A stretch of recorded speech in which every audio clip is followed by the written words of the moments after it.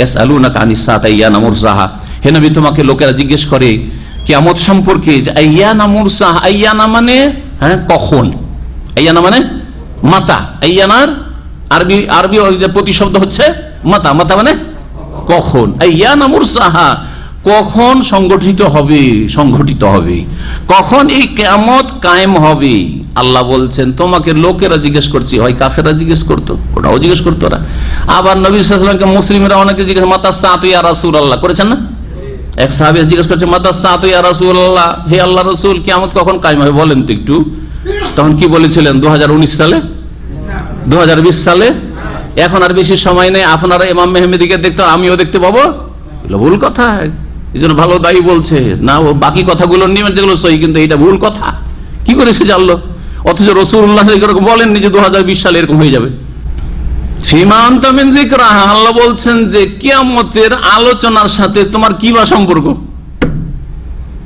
আরে তুমি ওই কথা বলার অধিকার রাখো না যে কোন সালে আর কত তারিখ আবার কতদিন আর বাকি আছে, এই পৃথিবীর বয়স আর এতদিন বাকি আছে, এটা বলা তোমার কাজ না। আল্লাহ বলছে ফিমা আনতা মিন যিকরাহা। যদি রাসূলুল্লাহর সাথে কাজ না হয় তাহলে আমার মতো লোকের কি করে কাজ হইতে পারে এটা, যে এত সালের মধ্যে পৃথিবী ধ্বংস হয়ে যাবে? যাবে বলা না, মোটেই জায়েজ নয়, বিভ্রান্তি এগুলো।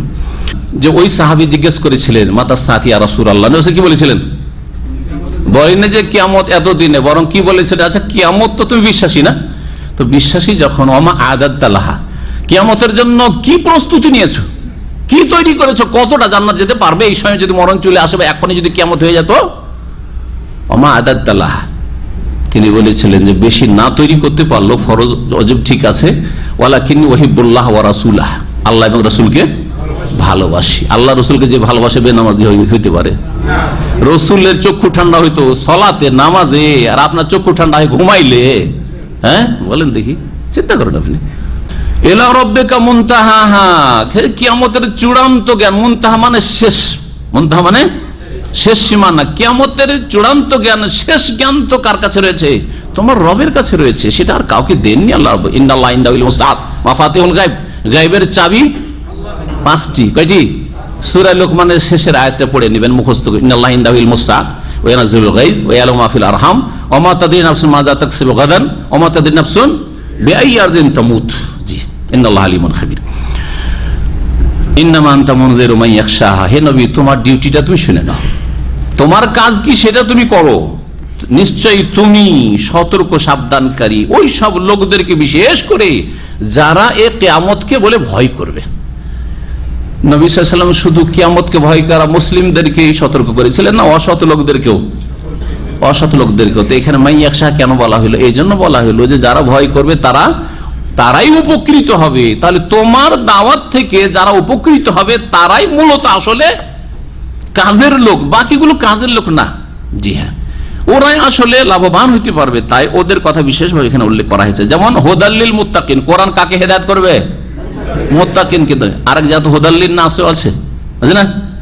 সিয়াম সংক্রান্ত আয়াত হুদাল্লিন নাস, বিশ্ব জগতের সমস্ত মানুষের জন্য কোরআন হেদায়েত, কিন্তু সবাই হেদায়েত হয় না, মুত্তাকিন হেদায়েত হয়, আল্লাহ ভীরুরা তার থেকে লাভবান হয়। কান্নাহুম ইয়াওমা ইয়ারাউনাহা, তারা যখন সেই কিয়ামতকে সচক্ষে দেখবে তখন যেন মনে হবে তাদেরকে লাম ইয়ালবাসু, তারা দুনিয়াতে অবস্থান করে নাই, ইল্লা আশিয়াতান আও দুহাহা, তবে একদিনের বৈকাল বেলা কিছু সময়, আও দুহা অথবা সকাল বেলাটা।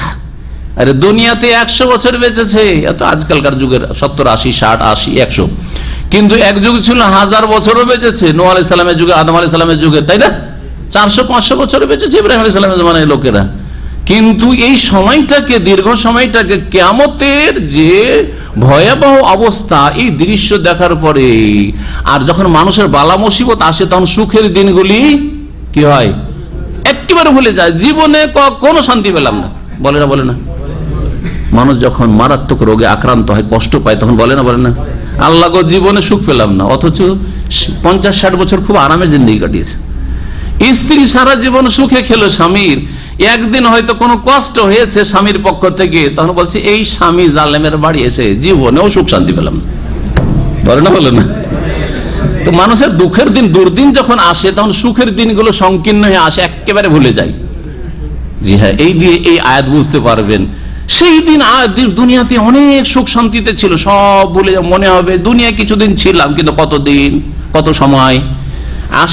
আশিয়া বলা হয় মাথার উপর সূর্য গড়ে যাওয়ার পর থেকে শুরু করে সূর্য ডুবা পর্যন্ত, এতটা থেকে এসে একদিনের বিকাল, আর না হলে একদিনের সকাল। একটু আগে তো দোহা মানে সূর্য ওঠার পর থেকে শুরু করে মাথার উপর সূর্য আসা পর্যন্ত, মানে অর্ধেক দিন, হয় সকালবেলা না হয় সন্ধ্যাবেলা, অর্ধেকটা দিন দুনিয়াতে থেকে এসছি। মহাবিপদের দিন আসছে। আল্লাহ রাব্বুল আলামিন যেন আমাদের সেখানে পাশ করার তৌফিক দান করেন। আল্লাহ যেন আমাদেরকে নেক আমলে সম্বল নিয়ে যাওয়ার তৌফিক দান করেন। আল্লাহ আমাদের গুনাহ খাতা যেন মাফ করে দেন।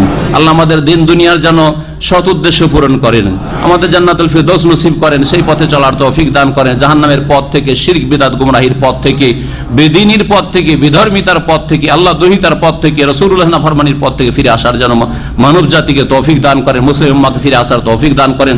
আল্লাহ রাব্বুল আলামিন আমাদের অন্তরে যেন সততা দান করেন, ইখলাস দান করেন। সুবহান রাব্বিকা রাব্বিল ইজ্জাতি আম্মা ইয়াসিফুন ওয়া সালামুল মুরসালিন, আলহামদুলিল্লাহি রাব্বিল আলামিন।